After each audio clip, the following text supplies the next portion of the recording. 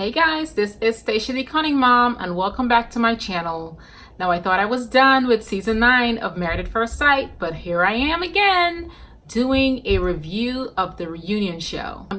Now I'm going to start out with Iris and Keith. They also started out with them and they had like a 20-minute discussion with just Iris and Keith. Now I'm going to start out by saying that I'm not sure why Iris and Keith decided to change their image all of a sudden. Maybe it's because of the comments that people were saying about Iris. I don't think anybody said anything about Keith really, but I think there were some comments about the way Iris dresses and her hair. So I don't know why they decided to change. I thought that they both looked way better on the show than they did on the reunion. Iris looked beautiful with her natural hair. So I just thought she looked better. And I'm not a big fan of cornrows on men. I'm not trying to knock anyone, but it wasn't working for me. I think Keith looked better with the way he wore his hair on the show. I was kind of surprised when I saw him in those braids. It didn't make him look as mature as he was or as he is. And I think Iris looked way better and seemed more confident with her natural hair. Okay, so when they did the compilation of their relationship over the season, Iris looked like she needed to loosen up a bit more. She seemed like she was really standoffish. And I know it's the clips that they chose because I'm sure that's the message they wanted to portray. So it did look like she needed to loosen up some, and I'm sure that could have caused a wedge in the relationship and the way Keith felt about her. Now, Keith attempted to explain what he meant when he said that Iris needed more relationship experience. And what he said was, sex is an area that she did not know herself, and she needed to know herself in that area for him. He did not want to have to teach her. And he also went through a list of things that he thought was important in a wife. And Iris went through that list and she said, did I not do this? Was I not supportive? And he said, yes. Basically, she checked all the boxes for him. So he said they weren't really negative. They weren't really negative things. So Iris clapped back and she was like, well, they were negative enough for you not to want to stay married to me, right? Hello? Like, come on, Keith, just be honest. Just be straight up, be honest, let her know. That's what he wants, then that is his prerogative. But the thing is, you just need to be honest with her. And Iris said that she wanted to experience that with him. She was hoping that he would be willing to try. She knew there were some areas that she was lacking, and she was just, she wanted to improve those areas. She was just hoping that he would be willing to try and work with her and wait for her. But Keith said he did not want the responsibility of having to teach someone. He wants a professional. Yes, Keith, you need a pro, boy. All right, so I know it seems like I'm coming down real hard on Keith. I'm really not trying to. I think Keith is a nice guy. I think it's difficult for him to say something to someone that he knows is going to hurt their feelings. I think that's what it boils down to. He knows that his true feelings is going to hurt Iris. So it's hard for him to just come out and just say what it is. And the thing is, in this situation, it is very important that you were honest. It is very important that you let her know your true feelings so that she can just let go. I personally think that Keith should have been honest over the 8 weeks. He should have been honest with her and let her know that sex was very important to him, because it was. He should have just told her so that she knows that, okay, this is my husband and this is something that's important to him in this marriage. Instead of basically telling her that you can wait forever whenever she's ready. I can wait forever. I mean, he didn't come out and say those exact words that he can wait forever, but it was implied because that's the message that I got. And I'm sure that was Iris's interpretation. I mean, shoot, Jamie was honest. Jamie said he needed to have it every day. He was getting it, and he was like, I'm going to need it every day. So, if Jamie can be honest about every day, brother, you needed to be honest about at least getting it once a week. Come on, man. Tell her. And Iris said that she is still whole. She is not broken. She really just wished that she had been matched with someone that was willing to wait for her. And I too wish that for you, Iris. Now I'm going to be moving on to Deanna and Greg. Now Deanna and Greg, they are so in love with each other. You can just tell that they like each other. They like spending time with each other. Their body language, they're sitting next to each other. They were touching. You can just tell that they have a great relationship. They have bonded and they have a trust for each other. They said after the cameras were gone and they stopped documenting, they were just able to spend more time together, able to bond even more, and just get to learn more about each other. So at the reunion, it was actually 2 months later, and Deanna had moved into Greg's house, and newsflash, shocker, Deanna said, I love you first. She said it first.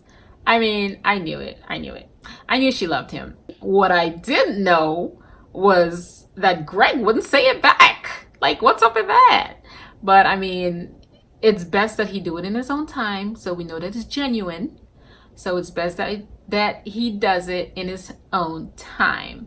And Deanna said that she appreciated that too. He didn't just say it because she said it. He did say it. He said it when he was looking for something. I don't remember what it was. And she helped him find, and he was like, I love you. I don't know what that thing was, but it must have been important. Yeah, I'm just so happy for them. I'm just so happy for them. And Deanna tried to do some type of fake me out about her family, their family expanding, implying that they were expecting. So I was like, no, it's not yet. Like, you guys need to get to know each other some more, learn to live with each other before an addition. Additions aren't easy, okay? So get to know each other some more. Build your family of 2 or 3, because you have Sandy, you got your dog, before you add another addition to that. Yeah, that was a fake me out. But yeah, I'm just happy. I'm happy for them. And it's good to see that they are growing together. So now we're going to move on to Amber and Matt. And the compilation of Amber and Matt, there were a lot of ups and downs. I don't know how Amber went through 8 weeks with that man. Look at these compilations in every single couple. With each couple, the compilation, they're telling a story. And as is the case with Amber and Matt, they were basically trying to show us what a douchebag Matt was. And he really was. I don't know how that girl did it. To top things off, when the moderator asked Amber what did she like about Matt, she said Matt had all the qualities that you would look for in a husband. And I'm like, honey, the man has 0 quality that you would look for in a husband. Qualities: respect, loyalty, trust, love. Did you get any of that? You got none of that. So he has none of the quality that you would look for in a husband. What are you looking for? Someone that has sports, basketball in common with you? Girl, no. That is not. I mean, it's nice to have a husband that shares the same interests. My husband will sit there and watch sports and politics like all day. Me, I can care less. I find another television. He wants to sit there and watch sports all day. I just come upstairs and watch TV. Watch what I want to watch. My reality TV shows that he has 0 interest in. So, no, honey. Do not base qualities in a husband on sports or TV shows or what. Look for the meaningful things, the things that will build your relationship, the things that will build a bond, the things that are lasting, the things that are necessary to keep longevity in a relationship. So Amber, you need to reevaluate your priorities, honey. You need to reevaluate.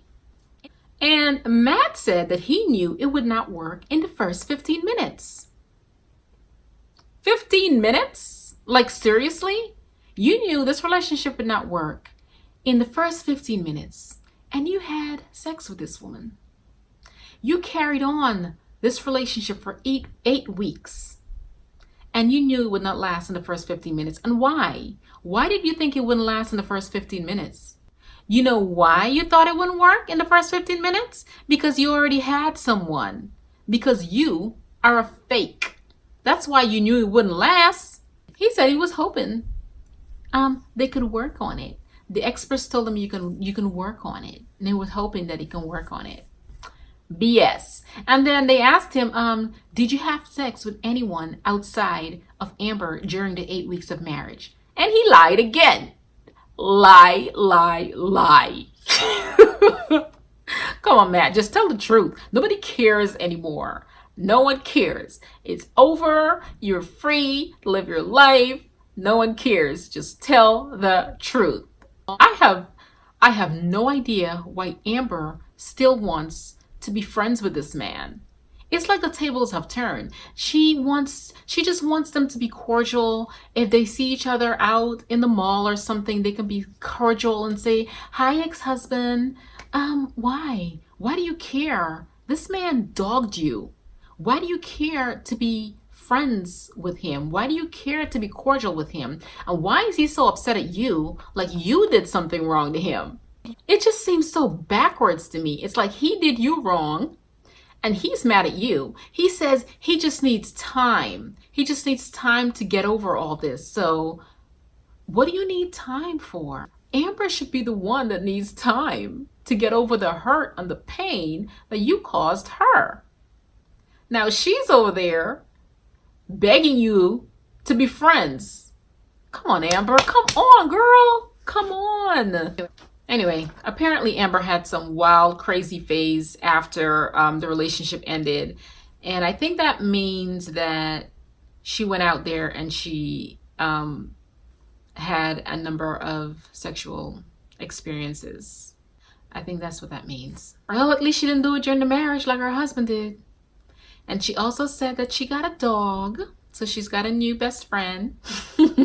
She seems to be in a good space right now. So I'm glad that she's moving on with her life. She's dating and she's in a good space. All right, Amber.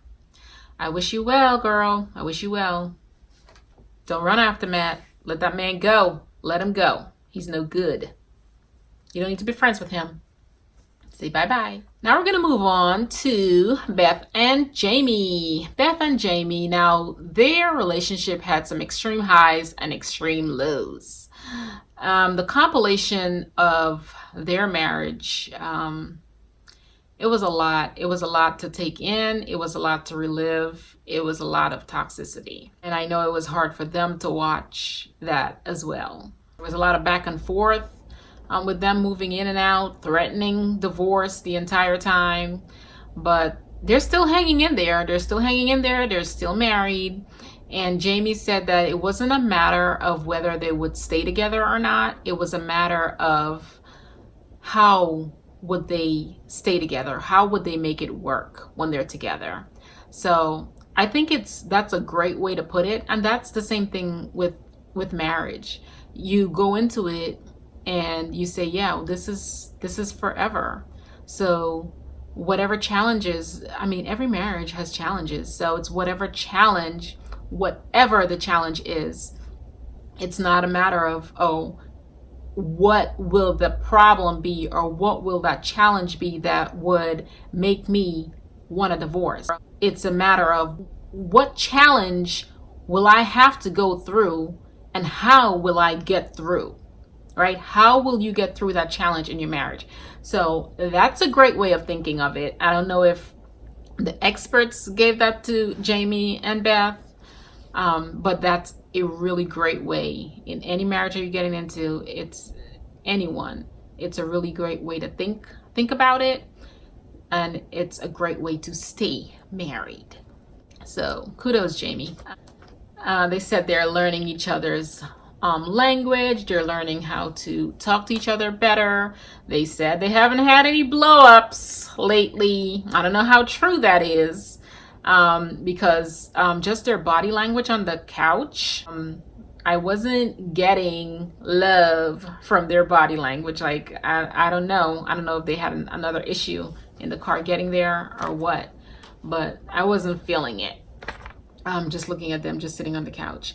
But they said that they are moving to California. They're moving to California together. Jamie actually moved into Beth's house. He gave up his apartment. So he actually moved in with her, and they're doing good. And I think they said that they're still getting help. Like, they're getting counseling, therapy. So that's great.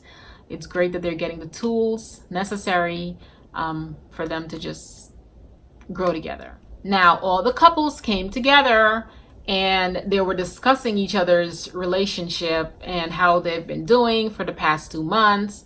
And everyone was shocked by Iris and Keith.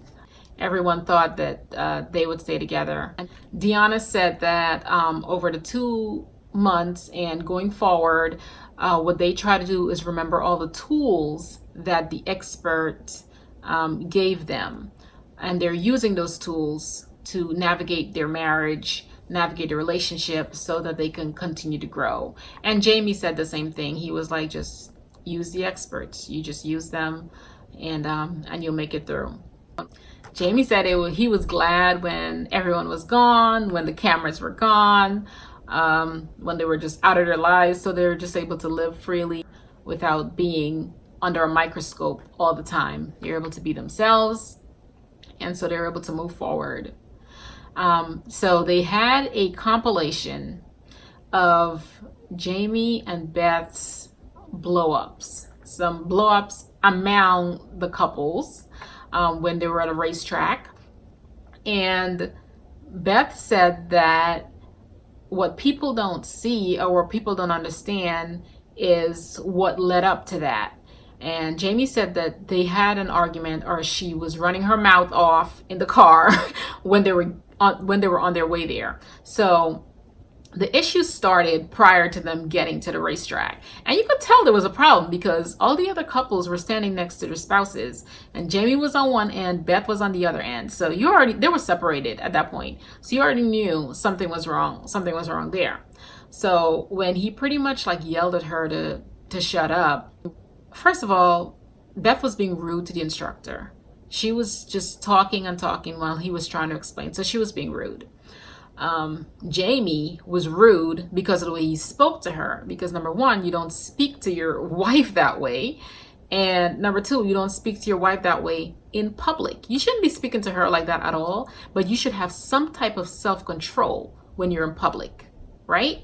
That blow up, they had to relive that. And the other couples were saying that Beth and Jamie are very passionate. They're very passionate people, which they are. They just need to know how to control that passion. I think it was actually Greg that said that they just need to know how to control that passion. He said he was surprised by the way they spoke to each other.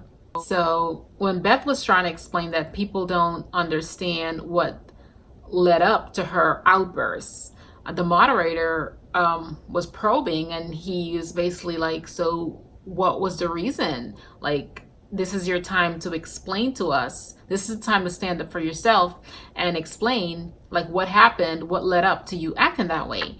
And Beth was just like, I don't want to talk about it. Like, I'm done with this. I'm not going to answer any of these questions. And I mean, he was pushing real hard. He was probing, trying to get her to speak about it. And she said no. And she got a little bit of an attitude about it. And honestly, I don't blame her. I don't blame her for not wanting to talk about it.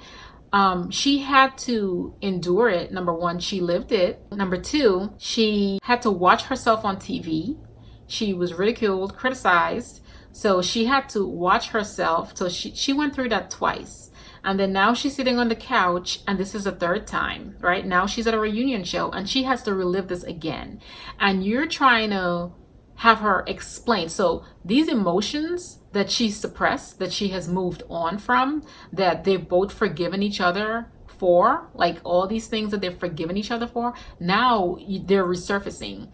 Now she's getting mad all over again, right? So you're causing her to relive it. Now you want her to talk about it. You're going to make her more angry. So I don't blame her for not wanting to talk about it. It's not going to solve anything. It's not going to change anything. The only thing it's going to do is make her more upset again. So honestly, I agree with Beth. You don't want to talk about it. You don't have to talk about it. And he needs to just move on. Now they asked the men how would they handle being married to a virgin.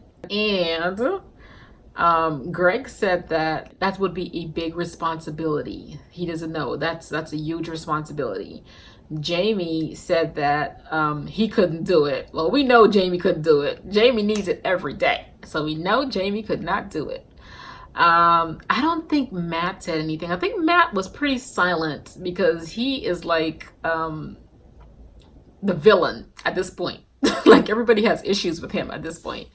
Now Beth said that she heard some things about Matt going around town. They said Charlotte is very small and they have friends in inner circles, and she heard some things that she could have told Amber. Now I don't know if she actually told Amber anything or if she just knew some stuff and she didn't tell Amber. I couldn't really gauge from that part.